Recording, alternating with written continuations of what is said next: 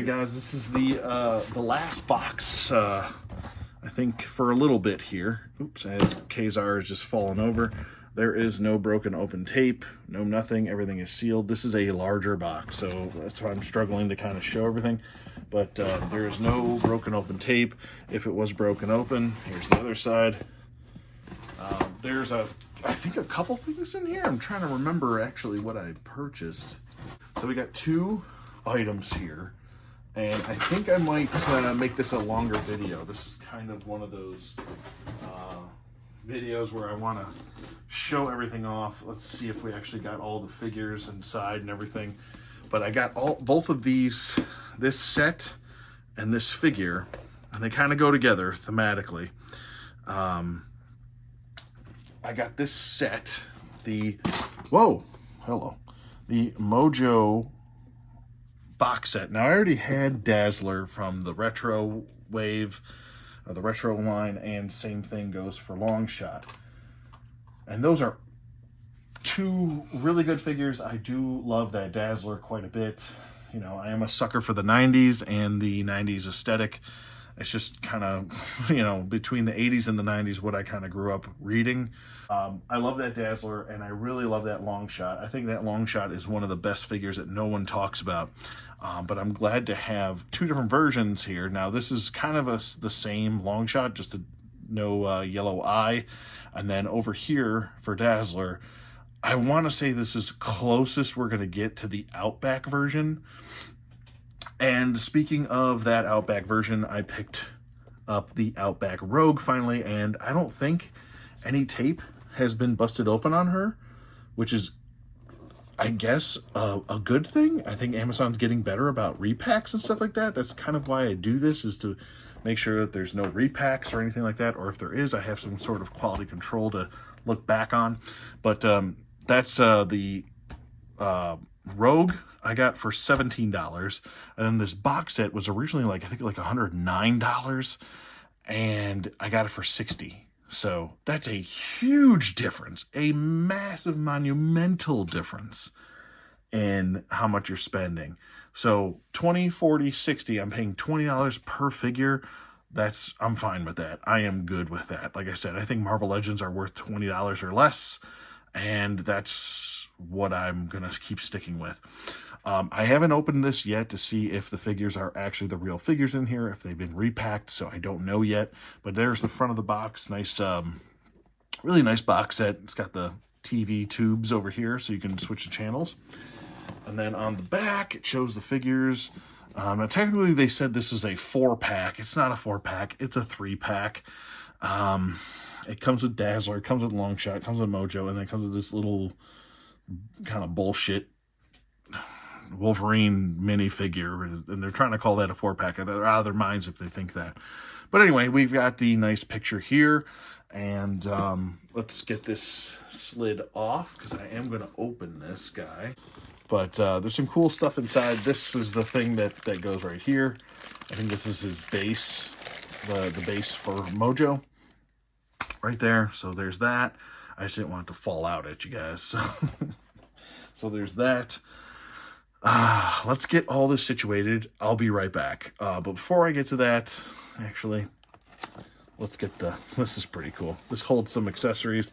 It is an old clicker. That's what we used to call it. Hand me the clicker. You know, that's what my grandfather used to call it. But it's an old channel changer. Pretty cool. Remote control, whatever you'd like to call it, whatever term. But on the other side, it's got a beautiful picture of Dazzler on here. What a wonderful character. Love it, love it, love it, love it, love it. And the buttons here, so cool. On, off. So nice. This is a nice touch. I like little things like this. Really make me happy. And I think there's accessories, or it might be the Dazzler figure inside here. Let's have to take a look. But I'm going to pause really quick, and we'll be right back with all of these figures out of package, including the Rogue, and then I'll kind of give you my thoughts on them. Okay, really quick, I just wanted to take this second just to kind of show you this other thing which was kind of blocked by the remote control was the MW guide, which is like essentially the TV guide. If you don't know what a TV guide is, way back in the day, before there was any sort of digital anything, there was a TV guide. And this TV guide was a little book that you would get as a subscription in the mail. And it would tell you all of the broadcasts or all of the TV shows for like that whole week. And it would show you everything. And I mean, like literally everything that Cheers is on at 5 o'clock, and then you've got I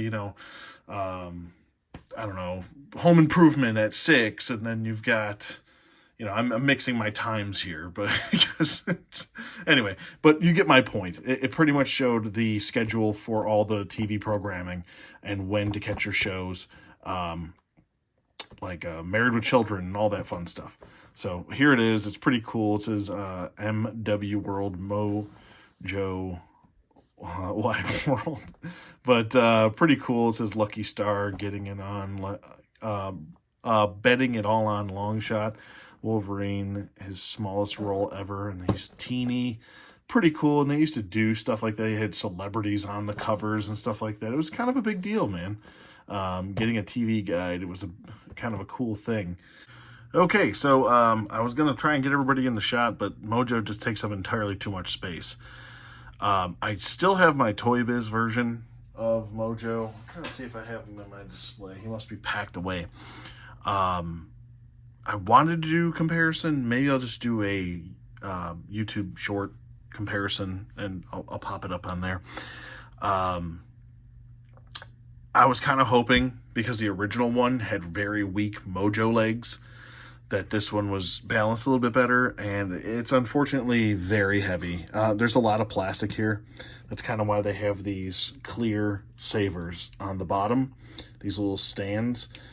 The original Toy Biz also implicated this, so you would still be able to stand him. Now, by using manipulation of those legs, you kind of have to hike all of these way up and kind of flex these out to kind of get that idea that he is using those legs. He's not supposed to be using these legs, these arms, I should say, in the front as legs either to prop him up. They're supposed to be like up and faced upward and being able to use as extra arms. He is huge, much bigger than the Toy Biz version. Very, very large, cumbersome, takes up quite a bit of space. Gonna try and have to get creative as far as putting him somewhere. Don't quite know where I'm going to put him yet, but I'll figure that out. But here is the a look at the figure. Like I said, I'm not going to go through all of that. This isn't really a review. It's kind of more of a showcase than anything. But really nice, like detail and sculpting. There's some blues and reds and silvers in there for the back, and going throughout the body. It looks really good. I gotta say, I don't think on camera this figure looks very good. In hand, the detail's a little bit better. When you see promo images of it, the yellows look too yellow, and it almost looks very toyetic. But here's also the other head, as far as that's concerned. Let me just zoom in here so you can see that head. Head looks really good. Like I said, there's some blues and some reds in there with the silver mixed in. Pretty good job with that. He does come with an extra open gripping hand. He comes with this other gripping hand. He comes with a pointy hand and another gripping hand. So, bunch of hands. There is some assembly that is required. You have to put on the lower torso to the lower torso. Let me back out here. Let me back out. Lower torso has to connect to this torso, which then has to connect to the upper torso, which then you have to pop on and off the heads if you want to switch them out. You also have to attach these hoses and this big hose thingamajigger, and then you've got this whole back piece right here that you have to assemble too. So it's not too hard. It's pretty straightforward, self-explanatory. But that's pretty much it for Mojo. Nothing too crazy. He cannot stand up on the 6 legs that has available to him. Unfortunately, it's just too much heavy plastic as far as that's concerned. I think it would have saved them some weight if they would have changed this to a bendy wire. I think that would have helped quite a bit, saved some weight on that, and maybe went to a more hollow plastic for this and the base piece. That would have also helped maybe get him upright more. But it's still, I would say it's on par with the Toy Biz one. I think for the price, for $20, I can't beat it, because I think the Build-A-Figure still goes for around anywhere from $50 to $60. So anyway, that's Mojo in a nutshell. Moving on. All right, this portion of the video is going to be really quick. This is this is not a figure. It's a figure, but it is not an action figure. It only has rotation in the head. The head can move up and down. Sorry, I'm way off camera here. The head can swivel. It's on a ball joint or ball peg. It can look up and down a little bit. That's pretty much neutral right there. And that's down. So there you go with that. No swivels in the arms or anything like that. No movement in the leg. You have to pretty much put him on this base, or he will just constantly fall over because he's entirely too forward heavy or head heavy. So that's all he does as far as this little Wolverine figure. Okay, and moving on to Longshot here. Like I said, this is one of my favorite newer Marvel Legends that they've come out with. This was a pleasant surprise when he came out in that retro card. And maybe he's a little underappreciated. I think he definitely blows away the old Toy Biz version of himself, and the articulation, I think the sculpt, especially the range of motion on him, is very well done. He did a really good job with this figure. And yeah, very pleased. I don't even have a problem with picking him up twice, even though the head sculpt is a different version. He does not have the yellow in his eye for this one. He does come with a gripping hand really quick, another open gesturing hand, and then he comes with his knife, and then he comes with a fist hand, and then he's got the hand, the iconic kind of hand, the 3 daggers in the fist hand. So there's that. If you want to put the knife away, you can simply just put the knife away. Well, you want to have it going this way, actually, because that's the way it's supposed to fit in the sheath. Just like so. And then that's pretty much it. The articulation is the exact same as the retro figure. Like I said, it's just a little bit of a difference between the head sculpts. And let me just zoom in here for the head sculpt. There it is. And like I said, you could definitely fit this in with your Outback X-Men if you wanted to. He still has that bandolier for his throwing knives, and he's pretty awesome. Like I said, I really, really, really dig the articulation, range of motion on him. He's a lot of fun to pose. I find myself playing with this figure, or actually his retro figure, quite a bit. It's just a fun figure to play around with. Good aesthetics, good range of motion, good articulation. I think this is definitely a home run for any collector. If you're on the fence about getting a Longshot, whether you get this one or the retro, I think you're golden.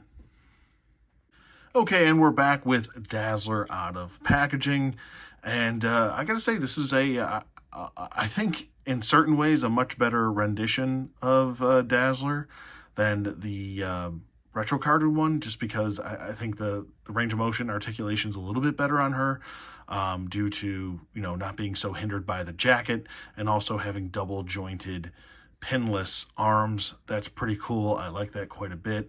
And the head sculpt is gorgeous, absolutely fantastic. I love the head sculpt. Let me just kind of zoom in. Let's see if I can get into that head sculpt a little bit more. She does come with 2 extra fist hands and 2 open gesturing hands, and then also the effects that these old effects that we've seen with numerous amounts of X-Men and Marvel Legends in the future, or in the past, excuse me.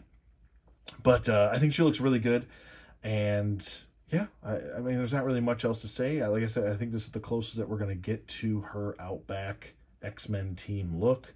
So that's what I'm pretty much was trying to build, and I think that's the theme going here as far as that's concerned, and like it quite a bit. I don't see any paint slop on her. If you're wondering what those two holes are in the back, one was for the jacket that originally came for the body mold, and then the second hole was, I believe, just a hole for, because she uses the same torso as that Black Widow that came from the Walmart exclusive, which had a hole in the back for the jetpack, I believe.